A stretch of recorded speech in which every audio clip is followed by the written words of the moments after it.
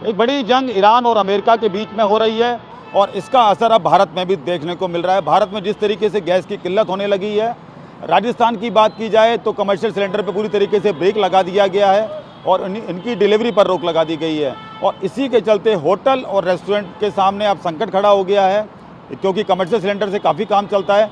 और ये राजधानी जयपुर का जो है सोडाला इलाका, यहाँ आप देख सकते हैं एक होटल के बाहर ये बोर्ड लगा दिया गया है और यहाँ लिखा है तवा रोटी उपलब्ध नहीं है गैस सिलेंडर नहीं मिलने के कारण, और केवल तंदूरी रोटी उपलब्ध है। यानी कि देखिए आप कि जो गैस सिलेंडर अब यहाँ पर नहीं मिल रहे हैं, यानी कि कमर्शियल गैस सिलेंडर नहीं मिल रहे हैं, उसकी वजह से अब जो है तवा रोटी यहाँ पर उपलब्ध नहीं होगी।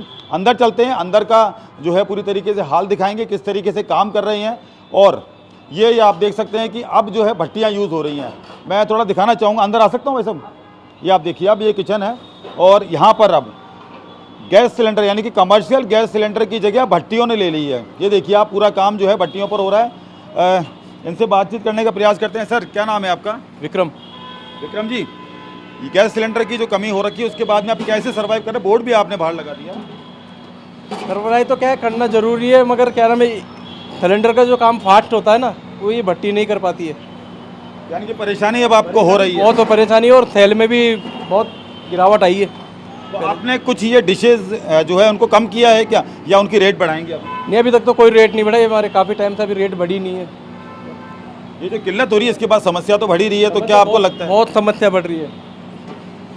देखिए आप कि यहाँ पर जो है अब भट्टियों ने अब जो है गैस सिलेंडर की जगह ले ली है और इनका कहना है कि जो भट्टियों से काम होता है काफ़ी स्लो होता है। और उसके साथ साथ में यहाँ पर अब जो एक होटल के हालात हम दिखा रहे हैं, ऐसे कई होटल हैं जहाँ पर आप ऐसी स्थितियाँ बन रही हैं, क्योंकि कमर्शियल सिलेंडर है वो पूरी तरीके से जो है उसका जो है ब्रेक लग गया है, डिलीवरी नहीं हो पा रही। देखिए आप, रेस्टोरेंट पूरा खाली पड़ा है और अब यहाँ पर इनके सामने समस्या ये हो रही है कि जब तक जो है कमर्शियल सिलेंडर से जो है काम नहीं होगा, यानी कि उसकी डिलीवरी नहीं होगी, तो काम नहीं हो पा रहा है। ये देखिए आप, अंदर भी ये ऐसे देखिए पोस्टर लगा रखे हैं और जो ग्राहक हैं वो यहाँ पर आ रहे हैं और उनको साफ तौर पर ये बताया जा रहा है कि तवा रोटी उपलब्ध नहीं है, गैस सिलेंडर नहीं मिलने के कारण केवल तंदूरी रोटी उपलब्ध है।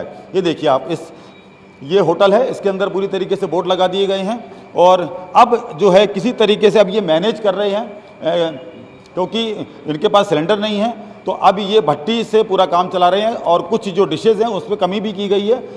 हालांकि रेट अभी इन्होंने नहीं बढ़ाए हैं, लेकिन इनका कहना है कि अगर हालात ऐसी रहे तो इनकी रेट भी अब आगे बढ़ाई जाएगी। जैसा कि आप जानते हैं कि भिलवाड़ा एक टेक्सटाइल नगरी के रूप में विख्यात है।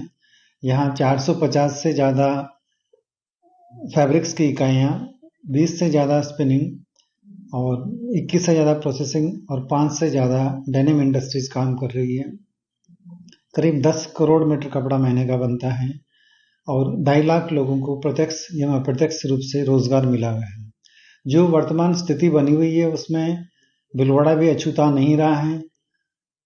टेक्सटाइल इंडस्ट्रीज भी जो युद्ध के कारण से कुछ ट्रबल में है और आने वाले समय में यदि युद्ध नहीं रुकता है तो यहाँ का जो एक्सपोर्ट हो रहा है वो प्रभावित हो सकता है। वर्तमान में कहाँ रुका हुआ है एक्सपोर्ट? वर्तमान में जो एक्सपोर्ट के ऑर्डर्स हैं वो होल्ड पे हैं, या तो लोकल लेवल पर रुके हुए हैं या फिर पोर्ट पर रुके हुए हैं या फिर पार्टीज ने उसको होल्ड करवा दिए हैं। तो स्थिति लंबे टाइम तक यही रही तो हमारा एक्सपोर्ट बिल्कुल इससे अफेक्टेड हो सकता है। तो भिलवाड़ा से क्या क्या एक्सपोर्ट होता है, कौन से देश में होता है, कितना होता है? भिलवाड़ा से यार्न की बात करें तो बांग्लादेश और यूरोपियन कंट्रीज में एक्सपोर्ट होता है, कुछ गल्फ में भी होता है। और फैब्रिक्स की बात करते हैं तो मोस्टली गल्फ कंट्रीज और यूरोपियन कंट्रीज में एक्सपोर्ट होता है। तो चूंकि भिलवाड़ा का कपड़ा ज़्यादातर गल्फ कंट्रीज में एक्सपोर्ट होता है, गल्फ कंट्री पूरी तरह से युद्ध से प्रभावित है, तो वहाँ आवाजाही बिल्कुल रुक गई है, तो हमारा फैब्रिक्स भी इससे अफेक्टेड हो रहा है। कितना एक्सपोर्ट होता है सर? टोटल हमारा करीब 800 से 1000 करोड़ का हमारा फैब्रिक्स का एक्सपोर्ट है, तो वो लगभग अभी प्रभावित हो रहा है। सर, तो वहाँ क्या आयात करते हो जिसका प्रभाव युद्ध में देखा जा रहा है? आयात की बात करें तो हमारा प्रोसेसिंग इंडस्ट्रीज में कुछ केमिकल्स हैं, डाइज है, पैकिंग मटेरियल्स वगैरह, वो चाइना और दूसरी कंट्रीज से आता है और एक्सपोर्ट हमारा इधर गल्फ कंट्रीज में होता है। कितना प्रभाव पड़ा उसमें?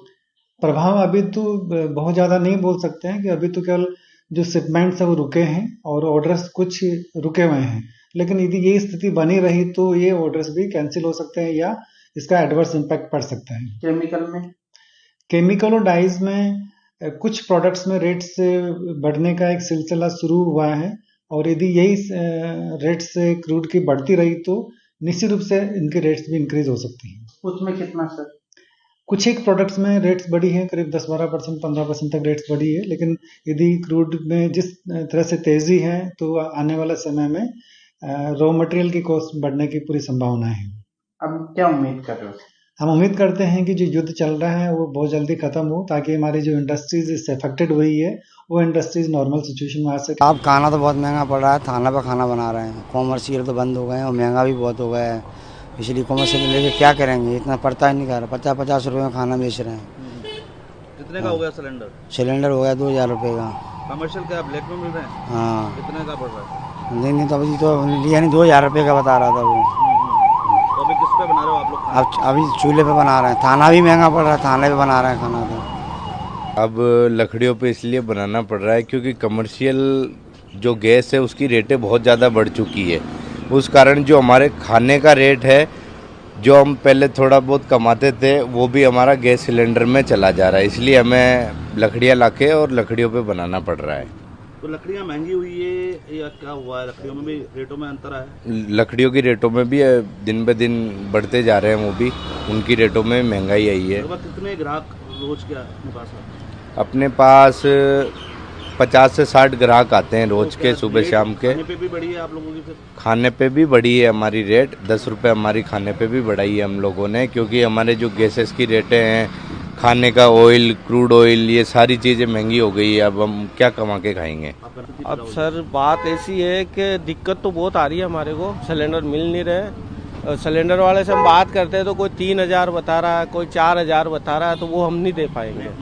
और कोई यहाँ पे क्या, सब जो जेलन पे है गरीब आदमी आते हैं, वो अगर हम प्लेट के पैसे भी बढ़ावें तो इतना नहीं दे पाएंगे।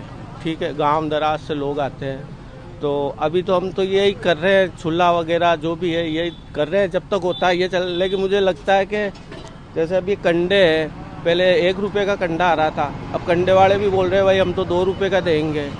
कोयले के लिए जाएंगे, उसका भी कोई वो फिक्स नहीं है कि कोयले कितने में मिलेंगे। तो दिक्कत तो आ रही है, जब तक चला रहे, बाकी अगर नहीं होगा तो फिर क्या करें, अब परेशानी तो यही है। लकड़ी और कोयले पे कहाँ? इन पे भी है, इन पे भी रेटें बढ़ेगी, इनकी भी कोई रेटें वो निश्चित नहीं है कि भाई इतने, कोई वो भी इसमें भी मनमानी करेंगे, कोई कितना बढ़ती है तो क्या स्थिति बंद करने जैसी हो जाएगी? होएगी वो तो बिल्कुल। अब हम चला रहे हैं, पहले 50 रुपये प्लेट में चला रहे हैं, अभी हमने सारे ढाबे वाले ने मिलके बोला भाई अपन को ज़्यादा रेट नहीं बढ़ानी है, गरीब आदमी आते हैं, 50 रुपये पहले थे तो हम 60-70 रुपये में रेट फिक्स करिए। और जो मरीज के लिए खाना लेने के लिए आते हैं अंदर से, उनको हमने ये डिसाइड किया कि भाई अपन को 20 रुपये 2 रोटी ऐसी ही रहती है, तो क्या अब आगे हालातों में बंद करना पड़ेगा, सीधी सी बात है।